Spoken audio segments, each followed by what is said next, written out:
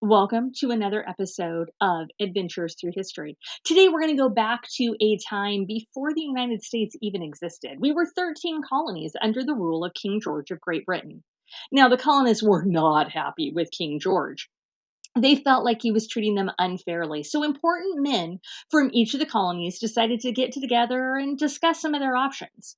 And in May 1775, they met in the State House in Philadelphia to decide if they should continue dealing with King George and continue being loyal subjects, or should they become their own country.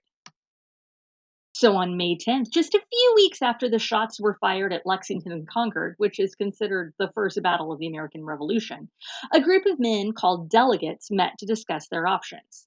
Now, there were some men there that would not only be important members of this Congress, but four of them would go on to become president of the country they were creating. Here's a fun fact: one of those presidents, John Adams, forgot his hat as he was riding his horse to Philadelphia and got sunburned. These meetings were called the Second Continental Congress, and they had a lot of big decisions to make. Should the colonists fight back? Should the colonists try and make peace with Great Britain? Did the colonists need their own army? Those are all things that were discussed and argued about during these meetings.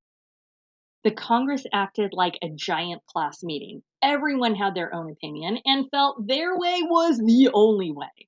So there was a lot of discussion, and then something big happened. And on June 14th, it was decided we needed to have our own army. There were a lot of British soldiers in the colonies, and we needed to have our own soldiers. That army needed a commander. So 5 days later, a man who would later be known as the father of our country was chosen. George Washington showed up that day in an army uniform. He knew he could handle the job and was willing to serve. He then left the meeting so he could start gathering and training an army.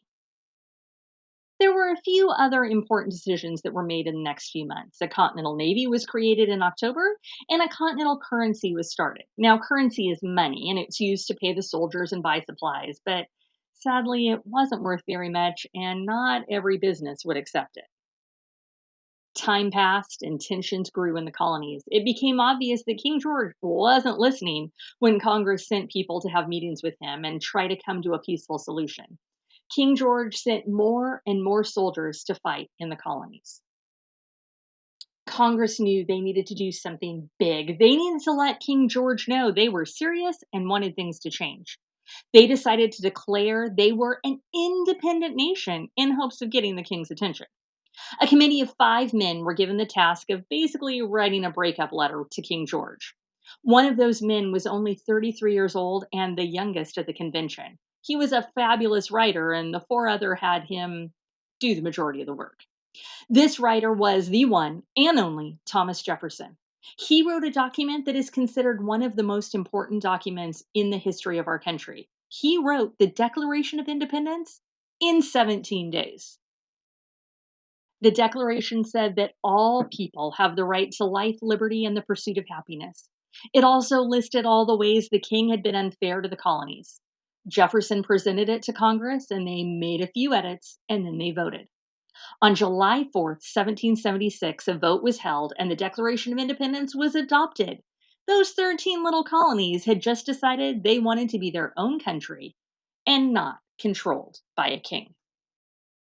Now, it was voted on July 4th, which we now call Independence Day or America's birthday, but several of the congressmen didn't actually sign it until August. The biggest signature was by a man from Massachusetts named John Hancock. There's a story that when John signed his name so big, he said he wanted King George to be able to read it without putting his glasses on. The Second Continental Congress didn't just meet to hang out and chat. They made the hardest choices. They picked the leaders. They wrote famous documents and created the United States of America. They kept the country running during the rest of the American Revolution. So, the next time you think about the 4th of July or see a dollar bill with George Washington's face on it, remember the group of people who started it all, the Second Continental Congress. They were brave, bold, and made a difference that still matters today.